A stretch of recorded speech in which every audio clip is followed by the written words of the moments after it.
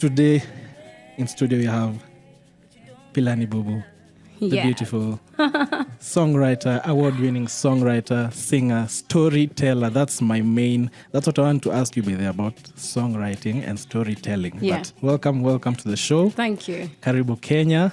Once Asante again, sana. I'm sure this is not the first time, yeah? No, not. Yeah, so thank you so much for coming to the show. This is where we do, I'm a piano, everything, the house scene around Kenya, East Africa. This is where we celebrate it. This is where we embrace it. This is the hub. This is the hub. So welcome to the show. I just wanted to ask you some few questions and, just get to know you personally and also everything that you do, get to know, the listeners want to know what you do, who you are, where you're from, so what's let's your start. Vibe? Yeah, what's your vibe? So let's start from there, like where you're from, what kind of music do you do, and, just give us something small for that. Fantastic. Well, I'm all the way from South Africa, so walking into the studio today, I kind of feel like at home. Mm-hmm. When you hear an Amapiano beat, you're just like, something in you says that your blood is moving. Mm-hmm. So I was born and raised in South Africa, and I am a singer-songwriter. Mm-hmm. I also do have a TV show, so I'm a TV presenter. Mm-hmm. And I do call myself a storyteller because I tell stories in different formats. So music is one of the vehicles that I use. Uh-huh. So I'm also sort of a designer, interior design thinker, communication specialist. But all those things are not my first love. My first love is music. I think music was the first vehicle in which I learned to kind of articulate myself and tell stories. And I think I probably dominantly tell more stories, particularly ones that are personal to me, within definitely. Music, right? And so I've spent the last 11 years just focusing on music as my primary medium of storytelling. And I say storyteller because everything that I write about is an experience that I've lived. Okay. And it's about me just kind of like uncovering that story or at least a perspective that I hold in my head that I want to share with other people. Genre-wise, because I like to think that stories should be housed in the way that they best should. So when someone's writing a telenovela, everybody knows the format of a telenovela. When someone's writing a drama, when someone's, kind of doing a long docu. And so I kind of take on the same perspective. So I'm sort of genre fluid in a sense. I've written country songs. I've written R&B soul songs. I've had projects that are focused on jazz folk. I've done projects that are focused on cultural indigenous music in a contemporary take, so contemporary folk. And this latest project is new R&B. It's a fusion of kind of live R&B soul with a bit of electronic music. Electronic music? Yeah, so it's a blend of live and electronic. So I felt that, sometimes you don't know why you do something a particular way. Maybe it takes you to a particular place. Yeah, definitely. And so, we create from a knowledge base that we have.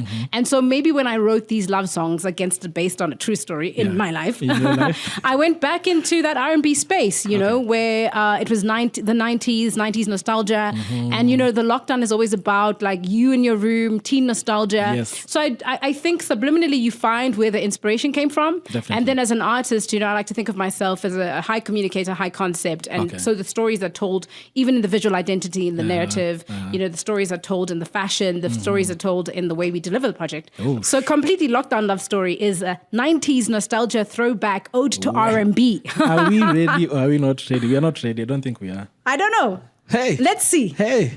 So how soon are you dropping this?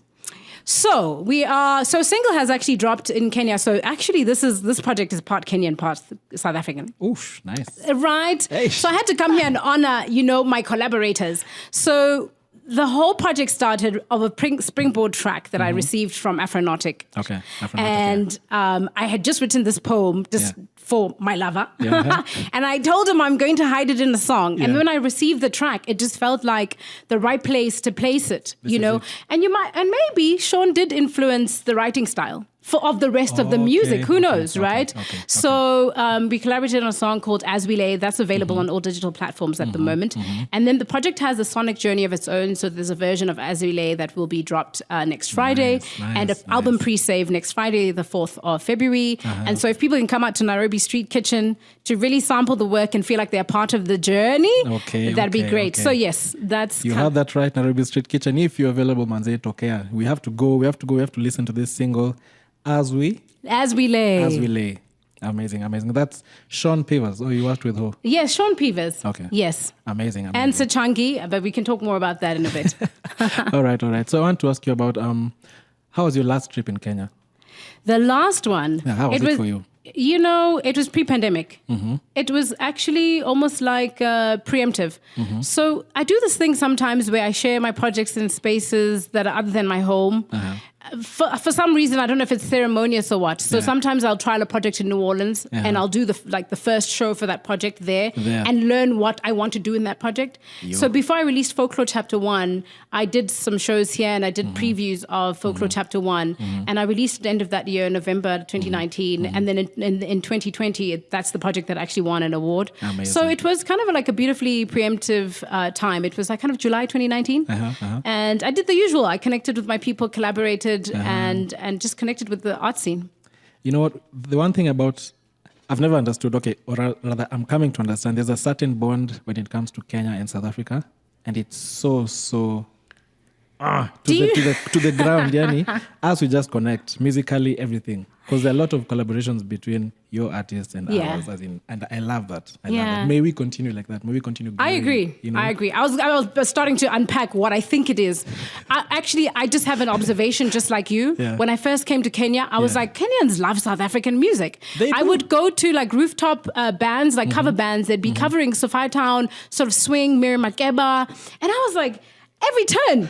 You know, and maybe, you know, we celebrate each other. I don't know. I don't know what it is, the exchange, but I know like most of the time people say South Africans like really have very like, you know, differentiated melodies and stuff. And I do feel that if you're a country that loves R&B,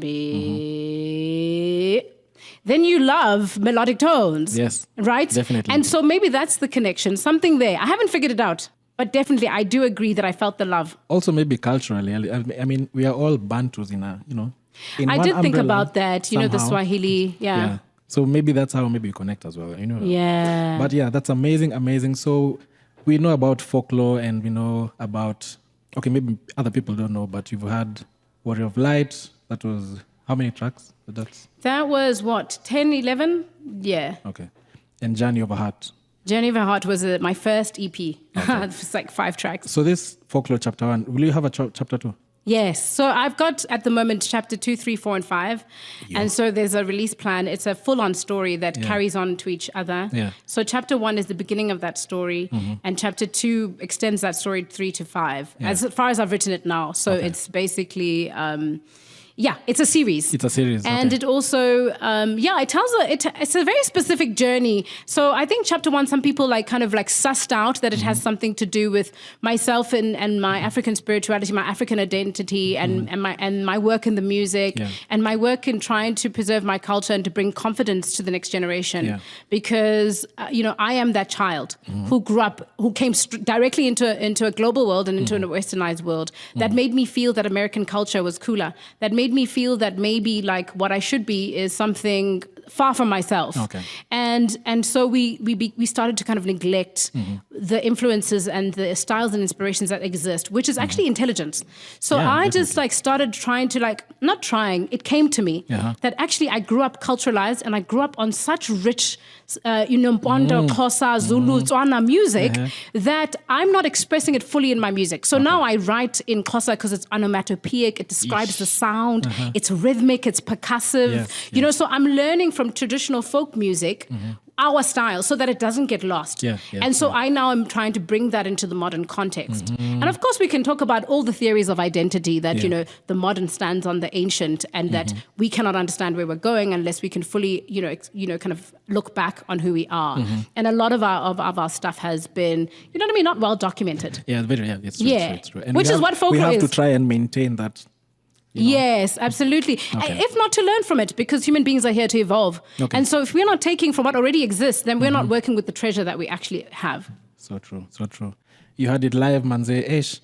I'm learning so much from you. And one thing again, for the new project, was it inspired by anything to do with lockdown? So I think the love story, and everything, absolutely. So it was inspired by a relationship or love. I fell in love with someone during like literally the first 4 months of lockdown. And so this was written literally from March to August last 2020. And I had kind of started to talk to this person in our DMs and social media, but they lived in a different city. And then it was a long distance. Yeah. Kind of thing. And I was like, I'll see you now in April. And then we got locked down for 4 months. But then, lockdown has its loneliness and different ways that people behave. Maybe if they were busy, they wouldn't be calling you. Maybe if they were busy, they wouldn't be so busy falling in love with you and enticing you. So we spend so much time talking every day and falling in love and rapidly, And so the story describes from top to tail what happens in that relationship. So it is inspired within lockdown and it is a love story. So this is something personal. It has a personal touch and it's something real. And you know what? I can't wait to have that project, and to play it to all my listeners. And wow, and I love it. I love that all this music and everything is inspired by real experiences, and it's not just something you just cooked up. Just wrote it down, Also, so that's nice. I wanted to ask you about the trips around the world. You've traveled to, you said New Orleans, Kenya, and I'm sure lots of other countries. Are there like 2 that are most memorable and you're like, wow, this trip was amazing? Right. So I think that New Orleans is definitely one of my most favorite cities in the world. Okay. The experience I had in New Orleans was very spiritual, and it was an affirmation at the particular point I was in my life. So about 11, 12 years ago, I quit the corporate world because I took a detour. Okay. We all have a mindset around the music industry or arts. And I think when you grow up as a child who's privileged, where these hobbies or these things are accessible to you, maybe we don't try so hard. So I studied law and I studied marketing. And so it came a time where I had to be honest with myself about what I really wanted to do and where my best work and passion and purpose lived. Yeah. So when I recorded my first EP, the first place I went to was New Orleans. This is the birthplace of jazz. Yeah. This city has about 200 music venues across the city. I went for the New Orleans Jazz Fest. I did, you know what I mean? And I kind of like honed in a few, on my influences. I was like, wow, I love feel-good music and I love brass instruments and I love, and I kind of did my first solo show as a solo act in New Orleans. I was supposed to be there 5 days. I stayed 3 months and I went on stage with some of the most amazing musicians there. So I, performed with John Batiste, Irvin Mayfield, Kermit Ruffins, the guys from, we've come to know New Orleans now through series like the Treme series, etc. So magical things were happening. To me, it felt like that was God giving me a nod. And it wasn't even planned. Like you just went and like, wow. No. I knew that I should stop traveling without a demo because I'd meet people like Sean Paul's, like manager. I'd travel and I'd find myself in spaces unprepared. Yeah. So I decided this time I'm going to go with my music and share it, And so I just quit my job. Okay. Literally 6 months. And I needed that affirmation that I deserve to be on those stages with those people and that there is something, there's an immense talent that I have. And that followed on to me kind of going to New York to study musical theater because I felt like, boardroom talk is boardroom talk. You have to find yourself in your body, in your movement, in your feeling, and learn how to communicate within your medium, which is music. So 2012 was a special year. I released an EP. I went to New Orleans for longer than I intended and landed up in New York. So that was one memorable trip. So New Orleans is a big, big city in my life. I recently found another one. Now I don't remember because I haven't, it's been so long with lockdown. I literally didn't travel at all in 2020. It was a shock. Oh, yeah. And how about after? So what happened is, wow, I actually started traveling again when I went to Portugal. Actually, Portugal is amazing. It's amazing, yeah? Right? That's on my bucket list. Recently, that's the most magical city I've experienced. Ooh. So, 2021, to break this hostage thing that we were feeling as artists, I performed at a big festival. I think this festival's been established in 1976 in France. And in August, I went to France. We had to quarantine for like 10 days, which was fun because then we got to rehearse the music really hard. Ooh. And I was on the main stage, just kind of performing just before Angelique Kidjo at like 7:30 in the evening. Like I had a prime spot. Nice. Do you know what I mean? Nice. So that's definitely like a memorable experience that I've had. That's the breaking of my travels. So that was the first time I traveled after a whole year. Yeah. And I'm a traveler. Like I will travel like 6 times a year, half the year, whatever. Yeah. And so that was kind of me breaking these doors open, and I'm insistent. I'm trying to define gravity. Yeah, definitely. So, I went to France, recently south of France, and performed at Musique Matisse, which is in Angoulême. And then I just kind of found myself in Europe. I was like, it's wild. I'm in Portugal. I'm in Budapest. I'm here. So I landed up in Portugal because they have this world music festival called Womax. So after the festival that I performed in, my booking agent in Europe decided to sign me and the distributing label. So magic just happened. Just happened. Because now the doors are open. You guys have been holding holding us back because they're like, we need to see you live. We need to see you live. And we killed it. My band was half Ghanaian, half Nigerian. And you know what I mean? Energy. They weren't even, yay! They were singing the music. 5 guys. I guess we were like a quintet. Yeah. They sang the harmonies. Like Lady Smith Black Mambazo sang the harmonies and played their instruments for me. And the pronunciations and everything. Well, some things we cheated, like that's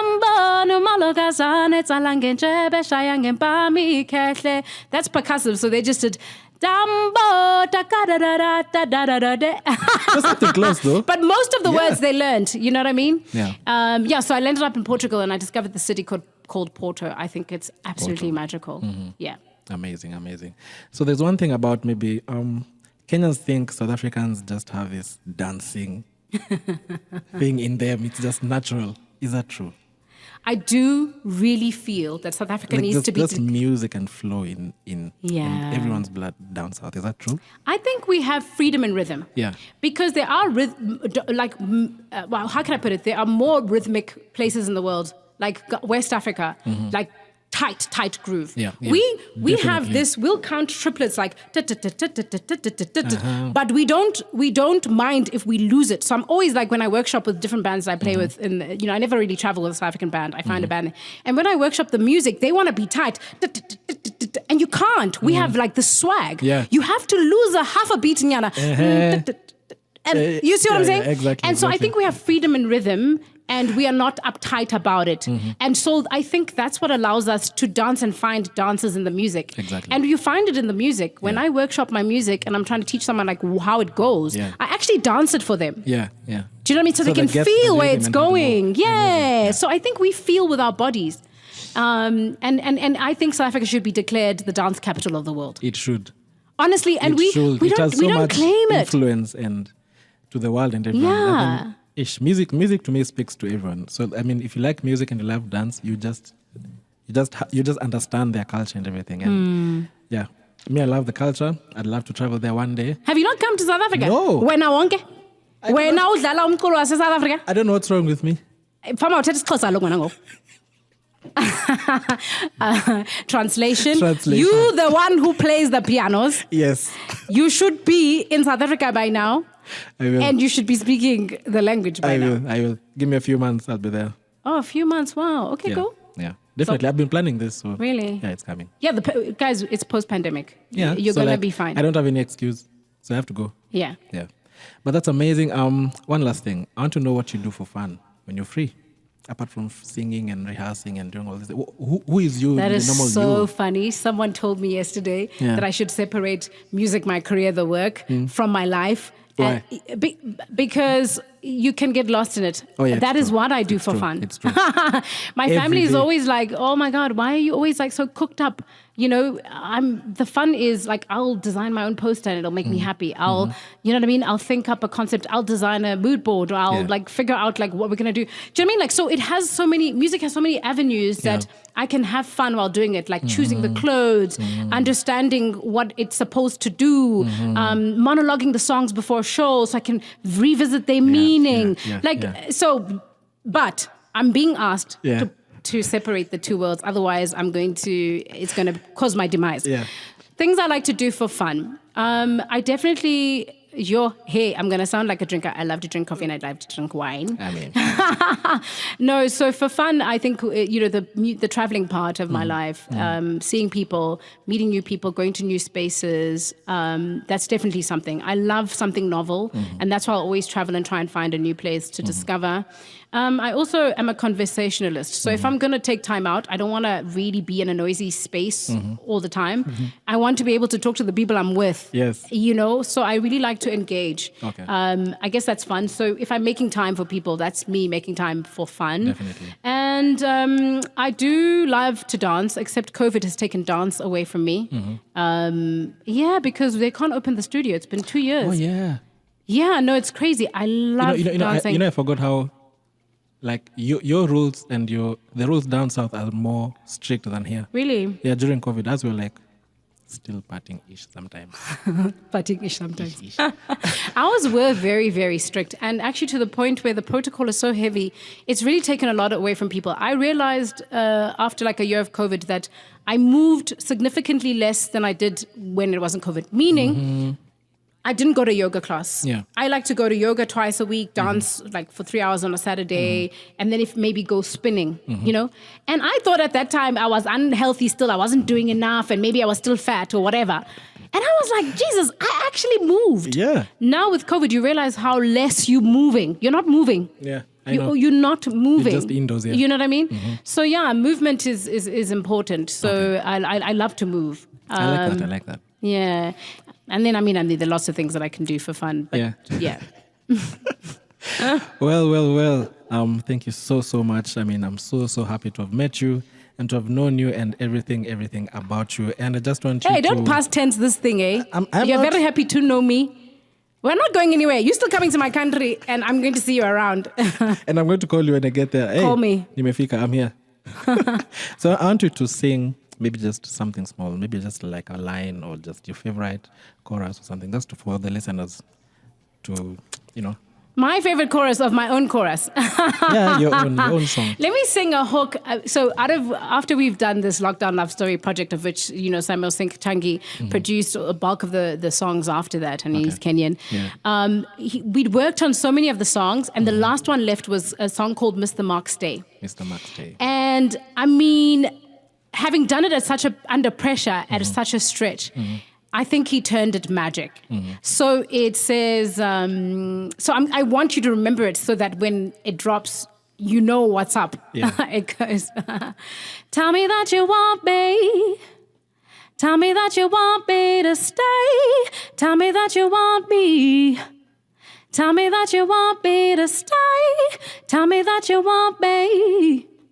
Tell me that you want me to stay. Tell me that you want me. Stay. Stay.